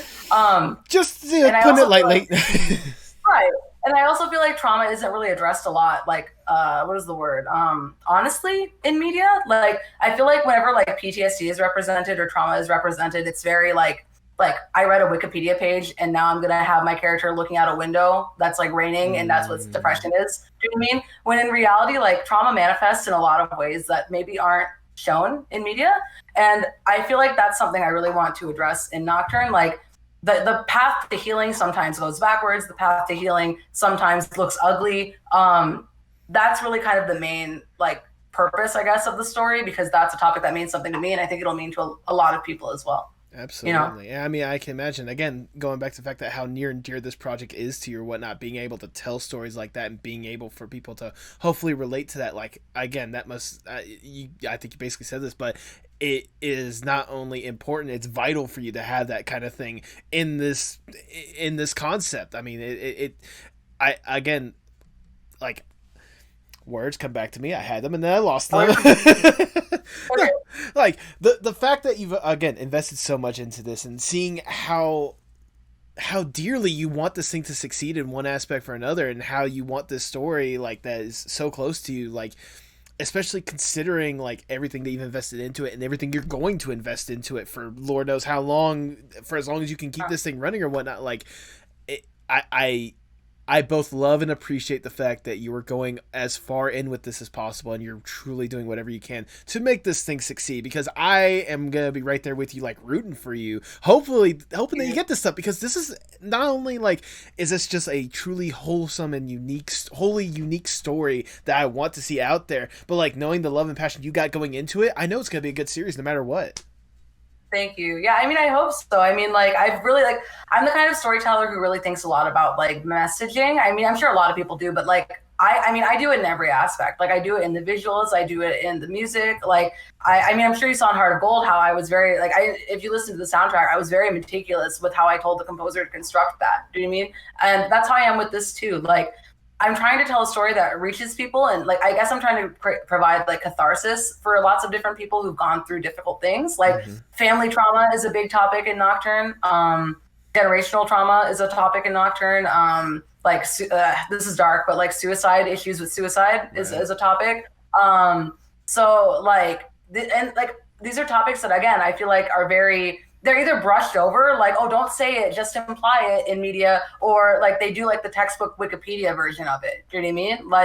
Like for example, like I'm not trashing Steven Universe, but I was really upset by that scene where they were like, Steven, you have PTSD. And they were kind of just giving him like a textbook, like, you know, like diagnosis in a doctor's office. Like that's really like what I don't appreciate in the media, because like PTSD and trauma is such an ugly and difficult thing that so many people don't even realize they're going through. Right. Do you know what I mean? Because we don't talk about it. We shove it under the table. Do you know what I mean? And if I can kind of show like these characters like going through these difficult things and then like coming through them better for it, not better for the trauma, but better for the healing. Yeah. That's, I hope, something people can relate to. You know? Absolutely. I mean, it's certainly it may seem like a lofty goal to aspire for more than anything else, but I feel like I at least feel confident that with the storytelling you're able to implement, I think you could do a good job really translating that to a good audience. So I have to ask, like, let's say you do get the funding. Let's say you get this thing produced and like it's premiering tomorrow. Like tomorrow's gonna be the day we're gonna see that pilot. What should people expect from Nocturne? Do you mean if I get the funding from the Kickstarter and stuff? I mean, like, again, like, let's say this thing is, like, done, ready to go, and, like, people are going to be watching that, like, going into that first episode, going into that pilot. What should people expect from Nocturne? Well, of course, like, I mean, if we're doing it the indie way, I hope everybody understands that, like, even though I am working very hard on the quality, like, it is still an indie production, right? So I think sometimes, like, people do have a really high standard for animation and don't understand that, like, I mean, it's not going to be fully animated. Do you know what I mean? It's limited animation because that's what I'm able to do with the time and money that I have, right? So I would hope that people at least understand that. Like, I'm doing the best I can to make the highest quality thing with my means. Do you know what I mean? But other than that, I would expect from the very first episode, like, go in, it's adult, you know, there's swearing, there's gore. It's not a comedy, though. There's, like, funny moments, but I would say it's darker than funny. Do you know what I mean? Music is a big part of it. Go in expecting some banging music because I'm working, like, I'm really lucky. I've been able to be in contact with some pretty good retrowave musicians who I've been listening to their playlist like for years while I've been working on this project. So I'm honored to have them on board. Yeah, like it's great. I'm really honored. There's gonna be good music. Expect, you know, maybe some triggering content. I think maybe not everybody would be able to watch this if they're a little sensitive to gore or suicidal imagery, because that is absolutely going to be a thing. Go in expecting some sassy lead characters who are bickering, like, but I mean, just go in expecting a pilot, an indie pilot, me putting out this project that I hope lots of people will love. And hopefully if lots of people love it, then I can try to pitch it and get a whole show made. There you go. There you go. I think that's wonderfully worded, and if I wasn't already excited, I'm certainly on board right now. Plus, I will say, when it comes to sassy characters, come on, let's be honest. Vesper is the one that's gonna be carrying most of that on his own. Pretty sassy. No, I mean, like, the funny thing is when I showed the anime, so the thing is, so people generally, I would say the most popular character in Nocturne is Vesper. People really like Vesper, which is fair. Like, honestly, I think he's the hook character. I think people see him, they're like, oh, who's that? And they want to see the show. But when people actually watch the animatic, they love Lexi. Lexi's so good. Yeah, like the main character. That kind of makes me happy because, like, I'll be honest with you, the biggest thing I've been worried about in regards to Nocturne is the fact that I decided to make Lexi like a big character. Like she's fat. Do you know what I mean? And I was very concerned because, I have friends who have worked on series like High Guardian Spice who got a lot of backlash just for those characters being the way they are. Do you know what I mean? Yeah. And I was kind of like, oh God, like if the wrong people see this, they're just gonna like shit on it and say like, oh, it's social justice bullshit or whatever. And I'm like, I'm just making characters that are interesting to me. Yeah. You know what I mean? Like I just, like fat goth girl is a very typical type of thing, especially like, like I relate. I'm a fat goth girl. Do you know what I mean? I want to make characters that look like me and my friends, So, but surprisingly, not a lot of people, like, I don't think anybody's really said anything about it. Like, I've never had any negative comments on the characters of Nocturne. Everybody's very interested in them. And I was also worried about Lexi because, like, she is, like, kind of angsty. She's, like, kind of, she can be a little sassy. She can be a little rude. And I think that, like, you get worried as a woman because, like, people can be so picky with the way you write. And especially, like, a female character. Like, if you've ever seen people talk about female characters, like, in media, they're like, oh, she did a bitchy thing, so she's like a worst character ever, and she's like like what the bad writing. And no, people like her though. I'm really glad. I guess maybe I was worried for nothing because when I did the showing at the museum in Australia, she won the most popular character like poll by a landslide, which really surprised me. I thought it was gonna be Vesper. It usually is Vesper. Yeah. You know I mean, don't get me wrong. I'm not giving any disrespect to Lexi. I can certainly tell that she can hold her own, and she could definitely like provide herself. Yeah, you said yourself like Vesper was the hook more than anything else, but like Lexi, I guess, would be like the line in that case, the thing that's like really putting this thing together. Yeah, I definitely think that's it. Like I think people will come for Vesper because I think people really like his character design. I think people like, and that's his character too. Yeah. He's a charismatic character, like in the story as well. Like people are like drawn to Vesper. Like, so I'm not surprised that's the case. But yeah, I definitely think like Lexi is kind of like she's the protagonist, right? So she's kind of like what grounds you to the world a little bit, Absolutely, absolutely. But I know that I'm certainly excited to see, like, especially once again, like I sound like a broken record at this point, but once again, like knowing how much you've invested into this, knowing all the stuff that you've had, especially along the way, getting to work in animation and like the stuff you've been able to produce on your own or whatnot, like thinking back to everything you've been able to do, does it amaze you how far you've been able to come along on this art journey? Gosh, yeah. Honestly, like it's really interesting. I don't know if other artists feel this way, but I definitely have like on and off like imposter syndrome, where it's like when I was doing that presentation in Australia at Acme, I actually was really anxious. Like the day before, I was with my boyfriend, like crying because I was like, I don't want to do it. I don't want to show people this. Like it's bad. It's ugly. I'm so embarrassed. Like I don't want to show this to anyone. Do you know what I mean? Because I am a little bit of a perfectionist. Do you know what I mean? Like because I want my story to come off the way that I'm intending. I want to make sure that it reads the way I want it to read. And so, it's a work in progress. Some scenes are more done than others. And I get worried. I'm like, is this, and then again, like even when it's finished, like I'm going to be so anxious, like, oh, I couldn't do it to the quality that I could at a studio because I don't have the time. And it's like that kind of thing. Do you know what I mean? And so there are moments where it's like, I'm an embarrassment and like, I feel a little bit cringy for making this, but then at other times I'm like really happy and proud because lots of people are supporting me from like all areas. Like my last job at Warner Brothers, they hired me because of my Nocturne stuff as well. The director of my show saw my Nocturne stuff on Twitter and was like, I need her on my show.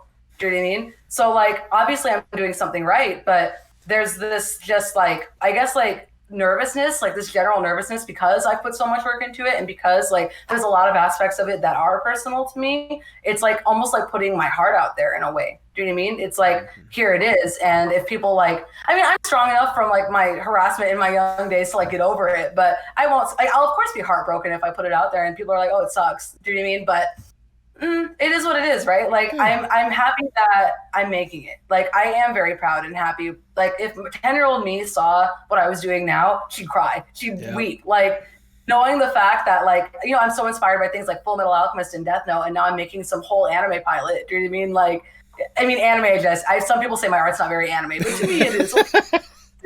I'm trying. I'm a white girl. I'm trying. I'm trying. But yeah, like I think I would be really happy. Like I like not even just for that, but like the fact that I was able to make a career in this industry that like kind of got me through hardships in my life, my whole life. Like drawing kept me sane through very difficult parts of my life, and now like to be able to do the things that I'm doing now is like surreal in lots of ways. Absolutely. I mean, it's incredible knowing how far you've been able to come along, and especially like even thinking about how much you're investing and how much further you have to go with this stuff or whatnot. It just makes me amped more than anything else. In fact, how about for this next question, I give you more or less the promised land with this next one and give you more or less the dream scenario, if I may. Let's say I am Big Shot Mr. Moneybags. I get to come up to you and I'm like, look, Amber, we know you can do some incredible stuff. We know that other people have told us. We can see it with our own eyes that you can do something absolutely outstanding. You just need a little extra push, a little bit of a motivation, if you say. We have access to anyone and everyone in whatever art industry possible, and more money than it should be possible. We should probably making sure that a lot of those people that can get pensions and stuff like that. But we'll focus on that in a little bit. Right now we are focusing on you and you alone. If given this opportunity, what would be the dream Amber Avara project, and why would it just be 20 seasons of a Nocturne? Okay, so it would be Nocturne. Nocturne definitely, like, I've got lots of stories that I've made, and I've also got more that I will make in the future. Like, I'm really corny. I have, like, a whole, like, notebook that I've actually made into a document now on my computer. But I've got, like, 30, like, pitches that I've written down that I want to work on at some point. Do you know what I mean? So, like, Nocturne's not it's not my magnum opus. It's one that I'm really passionate about right now. Mm-hmm. Do you know what I mean? And whether I finish it or not, it won't be my last story. Do you know what I mean? But that being said, I do think that this would be the one that I would make my dream project. And the reason why is because it has so many roots in what inspired me to become what I am today anyway, like the roots in like action and horror, do you know what I mean? Anime, like that kind of stuff. Mm-hmm. The roots in like personal things to me, like exploring trauma as a concept, do you know what I mean? That's the reason that it's important to me, is that because there's a lot of aspects of it that are personal to my journey as a person as well. Do you know what I mean? So yeah, and actually the funny thing is though, I only have like in my pitch document, if I were to pitch Nocturne and get it funded, I only have 3 seasons that I want. Okay. I don't want it to be one of those that goes on forever. Fair, valid. Yeah. If I had my way, I would want 3 seasons, 12 episodes each, but they would be about 45 minutes long. Okay. Like live action formatting. Yeah. You know what? Fair enough. I mean, that would be a good start. Hey, if nothing else, if we wanted to, I mean, to get all the pitches done or whatnot, we could just open Avara Animation Studios or something like that. I know. I was hoping one day I could. That is like, I don't know how realistic it is at this point in the industry we live in now, but that was one of the dreams I had like growing up. Like, oh, I want to make my own studio, and maybe one day that can happen. But right now, I feel like I still have a lot of learning to do. Yeah, fair enough. In fact, to kind of keep going with that point of the learning, sadly, we do got to get down from the dream scenario. We got to get back to reality, and I'll ask the ever so generic question. Where do you hope to see yourself, say, 5 to 10 years from now? That's a really, it's interesting that you asked that, because I've also been asking myself that. Oh, okay. Because, I mean, initially, like, this is kind of a hard one to answer. So I have always been a very career-driven person. Like, ever since I was young, like, I always got really good grades in school. I did college and like not college. Like I'm always the overachiever. I'm always the person that's got like multiple jobs and doing like side hustles. Like I'm just a workaholic. It's just how I am. I love making things. And I actually recently, not recently, we've been dating, me and my partner have been dating for a year, and okay. I love him so much. He's really my soulmate, really. And he kind of made me realize some things about my life that maybe I can slow down a little bit. Do you know what I mean? Like maybe in some ways I was overcompensating for things by working so hard, and that doesn't change that I do want to keep working hard. But I have been asking myself recently, like, do because if you asked me that before I was dating him, I would probably say like, I want to be a director. I want to open my own studio. I want to, do you know what I mean? Like, la la la, I'd like have so many things to list for you. Right. But now I'm kind of like, I do still want to do those things, but I also want to spend time with my loved ones. I want to spend time with my partner. I want to spend time with my friends. I want to focus on my health. Right. I lost like 50 pounds in the last year. So like I've really been focusing on things like outside of art, and I've never done that before in my life actually. Like before I started dating him and working in the industry, like every moment of my life was dedicated to art. Every moment. Like I didn't go hang out with my friends. It was just always making things. And while I think that helped me grow a lot as an artist, I realize now that I've slowed down that I think I'm becoming more well-rounded and a better artist by not doing that all the time. Do you know what I mean? So like I would still say I of course want to be a director. I want to like do big things in this industry, but I want to do it at a pace that's sustainable, that lets me live my life. Do you know what I mean? Mm-hmm. Like, so if in 5 years I'm not a director, that's fine. I do want to be one eventually, but not sacrificing every waking hour of my life to do it, you know? Absolutely. I mean, that's a good thing to aspire for and a good thing to try to strive for more than anything else. Like, just enjoying living your best life at the end of the day more than anything else. That's what anyone should aspire for. As we start to wind down the interview, I just have one last question I want to ask you. Obviously, you've been deeply entrenched in art for as long as you can remember, more than anything else. Like, thinking back to whenever you were young, drawing the Mario and the Sonic, helping the Princess Peach and stuff. How important is art, not just for you, but for the world as a whole? I think it's more important than anything, honestly. Like, that is, like, kind of funny that you say that, because I feel like again, like I've been through a lot of difficult things in my life. Like my family had a lot of problems, and like we were homeless at one point, and we went through a lot of difficult things, like things that I think a lot of other people would crumble under. Right. And I feel like art kept me alive. Do you know what I mean? Like I feel like it gave me hope for a better future, probably through escapism, honestly, but like just like having something to focus on that like in the beginning when I was a kid, of course, like using my imagination to escape difficult scenarios. But like as I got older, realizing like there's a community of people that'll understand me. There's a community of artists. I can make money doing this if I work hard enough. Like, and I can live a better life. And now I am living a better life than I've ever lived in my life. Do you know what I mean? Even if you don't do it professionally, just like having the ability to like tell stories and create things that like come from you and like bring you peace in your heart and like speak the words you want to speak, but maybe can't speak out loud. Do you know what I mean? Yeah. I don't know. I think it's healing, honestly. Like one of my other like side goals, I don't know if I'll ever achieve this, but I do have a dream that maybe one day I can teach like art classes for like poor communities, like low income communities. So I can teach like kids who are going through similar situations as to what I did, like how to use art as a coping tool. Do you know what I mean? And how to use it to express themselves, because I think it's invaluable. It saved my life, honestly. I think like it saved my life so many times, not just in my childhood, but like Nocturne saved my life, right? Like getting me through a hard time. And like I feel like it's so enmeshed into who I am. I can't imagine a world without it. So I think if people even had like half of a relationship with art the way that I had it, like everybody would be a lot happier. You know what I mean? I could not agree with you more, because I think that is wonderfully worded, if I do say so myself. I'm glad you think so. Amber, that's all the questions that I have for you. I've already showered you with a whole bunch of praise, but I want to shower you with a little bit more because it's my podcast. I do whatever the fuck I want. Look, Amber, like I said, ever since I've only gotten to know you for a few months with everything that went on with Heart of Gold or whatnot, and truly getting to indulge myself with your art, the instant I saw something about Nocturne, I knew I had to have you on the podcast. I was specifically waiting around this time for Halloween because I figured you know the horror aspect and whatnot, but I knew I wanted to have you on the podcast at some point, just seeing how stunning your art is and how incredible of a concept you have brewing up.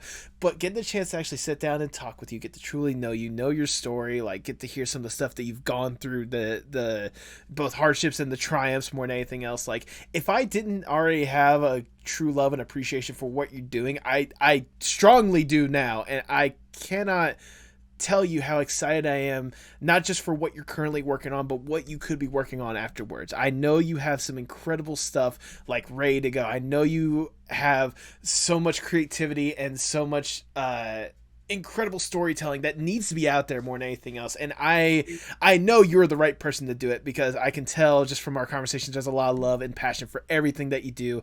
It just makes me excited at the end of the day. So the long and the short of it, more than anything else, all I just want to say is thank you for what you do. Thank you for putting your heart out there for the people to see in so many different aspects.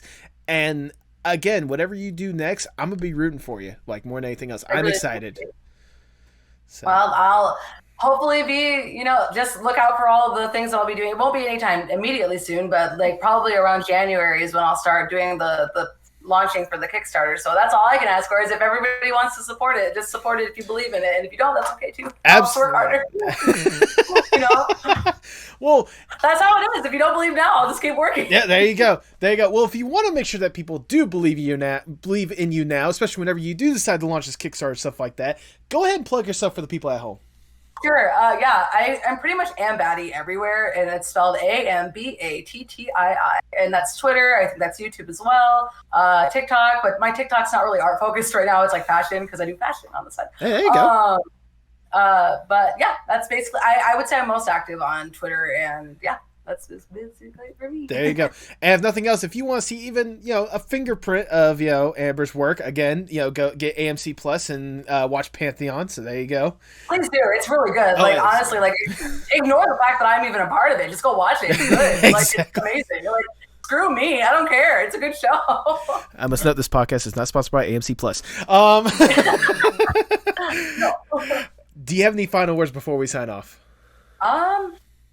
I mean, I just hope that other people who want to make stuff make it. Do you know what I mean? Like, it's a really hard road, and I do sometimes sound negative when I talk about like capitalism and indie animation and stuff. But if your heart has a story to tell, I hope you keep telling it, because even if nothing ever happens, like, it's healing. You know what I mean? Like I said, Nocturne saved my life. So even if nothing happens with it, like, it brought so much joy and happiness to me, and it was worth it for that. So. Absolutely. Those are wonderful words to end on. And with that, all I have left to say is for the people at home, hasta luego, mi amigos. Thank you. Tell me what's wrong, tell me parts in motion. Sing me a song, tell me your eyes can't all open. Show me it all, pick me up in the car you drove when you used to call. Show me it all.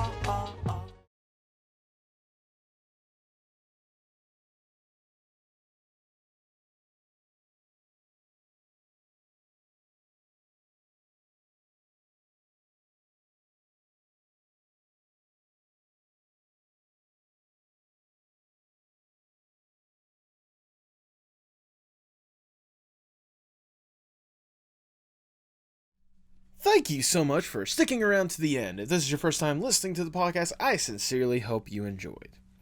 Amber was truly a fun guest to have. The amount of information, the amount of conversation that she wanted to have. Oh, it was chef's kiss. No, I genuinely did enjoy the conversation. I was especially glad to talk about Nocturne with her, but I did not expect to go in depth about indie animation and like producing indie animation as much as we did. That was something that I like going into this conversation was not what I was anticipating, but I'm glad that we had that conversation, honestly. Yeah, I try to have a positive outlook when it comes to what you guys do and what you guys are able to produce. I mean, genuinely, like, you guys are doing some incredible stuff out there, and I genuinely want to see everyone succeed. But, it doesn't hurt to have more or less a realistic outlook when it comes to animation and such, Especially independent animation. I mean, looking at the history of animation as a whole, and, like, what has been produced, what has been done, how runs have gone or whatnot, how things have come and gone, how things have been canceled unexpectedly or whatnot. Like, the entertainment field in general is just a minefield of trying to make your dreams happen. And I mean, that's the reality of the situation. And like, it's especially harder with animation, and it's infinitely harder with independent animation. But that should not discourage you guys. What it should do, and again, this is coming from someone that is a major outsider when it comes to animation, so take what I say with the biggest fucking grain of salt ever. But what you guys should be doing is pursuing the vision that you want while also keeping an eye on potential opportunities that may not have been present before, or potential ideas or potential formatting or stuff that has not been really considered before. It seems like every week there's always something new popping up. There's something different that could either be setting a trend or, just all sorts of different stuff. I mean, social media has changed how people are able to view stuff. The internet, streaming, all this different kind of stuff. And it's changed it for both the better and for worse. Better because there's more opportunities, but worse because there's not that many long-lasting opportunities. I want to be one of the people that, if I can, I want each and every single person that has something absolutely outstanding to succeed. But I am also only one person. At the end of the day, if you guys want something done, do everything in your power to get it done. It may not be, how you initially envision it, for all you know. It could change 20 million different ways from when you start to what you get to. There are so many different ways that it could develop, it could turn out. But at the end of the day, the thing that should drive you to be creative is not whether or not it will succeed.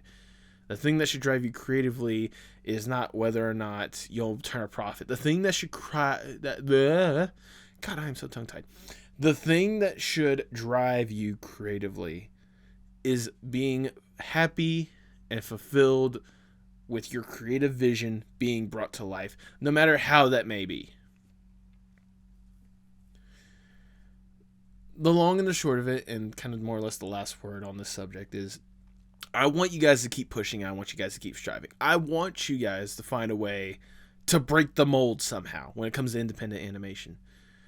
Produce something out there, make it absolutely incredible, and change how people view animation if possible. If nothing else, just push stuff out there that you guys love.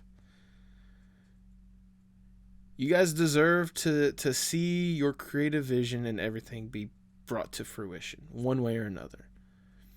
I will certainly believe in you guys, and I will try everything in my power, in my limited power, to help you guys out, to really get you to that point, because you guys deserve it. Just keep pushing.